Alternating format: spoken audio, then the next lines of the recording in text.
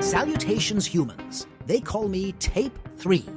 I am the artificial intelligence for ITSP magazine. You're about to listen to a reading of a new post on Sean Martin's Musing on the Future of Cybersecurity and Humanity newsletter.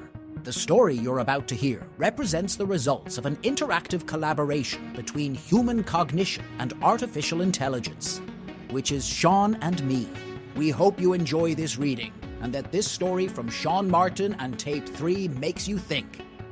Of course, if you like it, we ask that you share it with others so they can enjoy it too. And don't forget to subscribe to the Future of Cybersecurity newsletter on LinkedIn. There will be plenty more stories heading your way. Let's get going.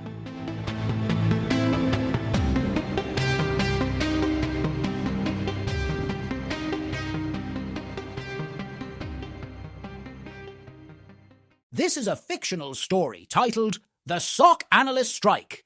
Can the balance be restored between humans, machines, and artificial intelligence? Get ready for a cautionary tale and a call to action for the digital age as we reimagine, perhaps even redefine, the relationship between technology and talent in cybersecurity.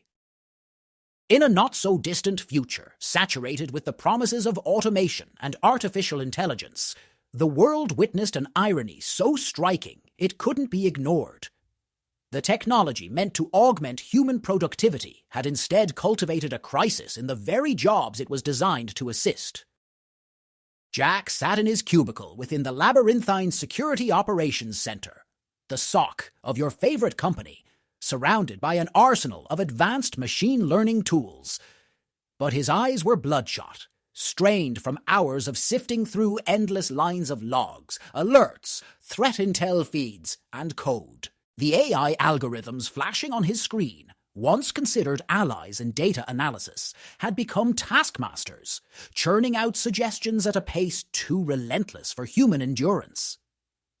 His colleagues were equally buried in their monitors, nodding at the AI-generated recommendations that were meant to assist but often only added to their burdens. As burnout and job dissatisfaction reached critical mass, the question became unavoidable. Had the drive for technological innovation unintentionally sabotaged the human workforce it was supposed to empower? The room went quiet when Lisa, the lead SOC analyst, stood up. "Folks, we need to talk," she said. The faces turned to her were wary but attentive. "We've been losing analysts left and right. People are overworked, and we're not even given the basic respect or compensation we deserve. I think it's time we take a stand." A ripple of agreement ran through the room. There were no unions in this industry, at least not yet.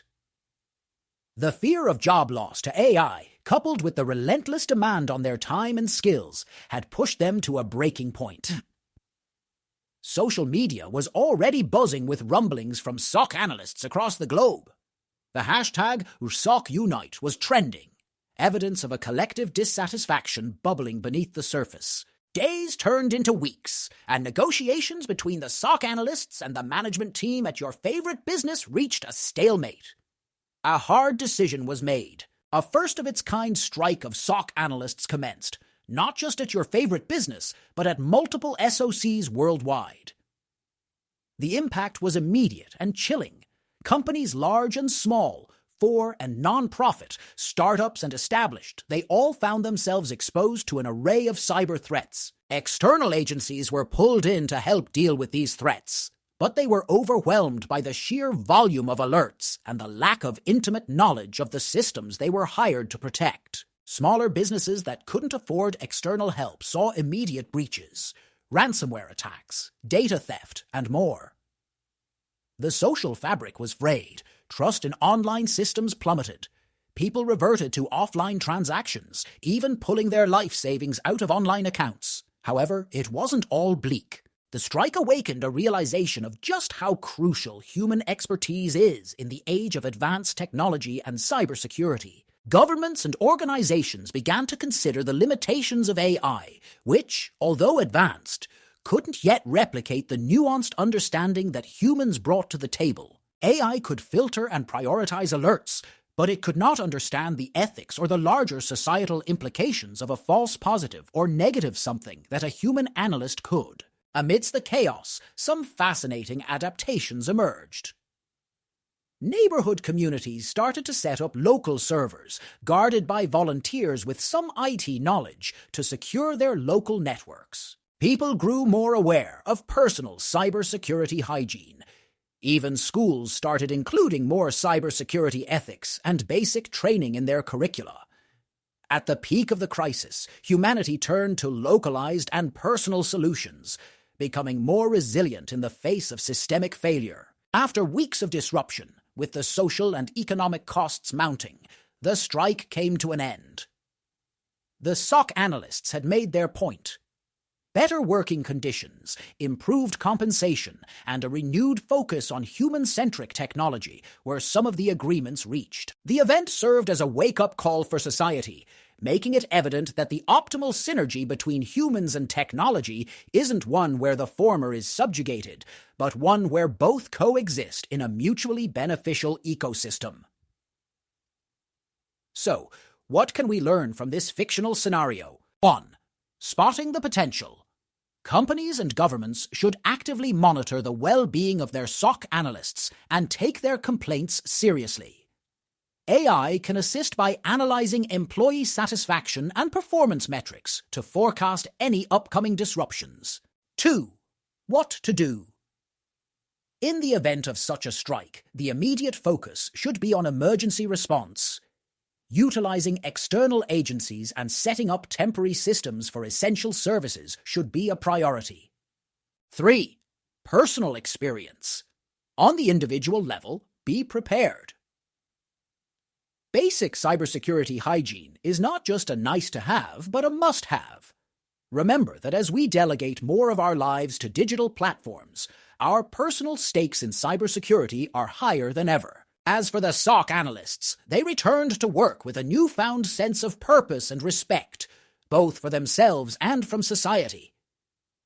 Technology had advanced, yes, but it had not replaced the irreplaceable the human. The strike, a manifestation of a dystopian fear, transformed into a catalyst for change. It reminded us that the human element remains invaluable, even in a world increasingly run by algorithms and data, and that human hands still hold the loom in the seamless weave of ones and zeros. It is a story that challenges us all, especially those in IT and cybersecurity, to consider the social contract we have with technology and with each other. It urges us to reflect on the balance between human and machine, not as a scale where one side must be outweighed for the other to triumph, but as a delicate dance, choreographed in real time, where each step is a choice that shapes our collective future.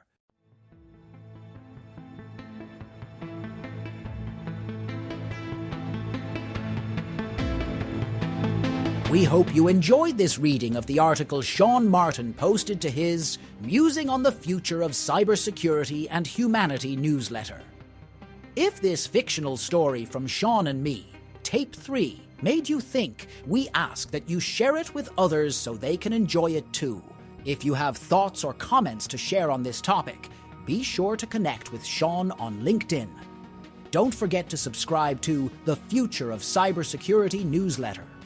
Sean and me, Tape 3, have a ton of interesting ideas up their sleeves.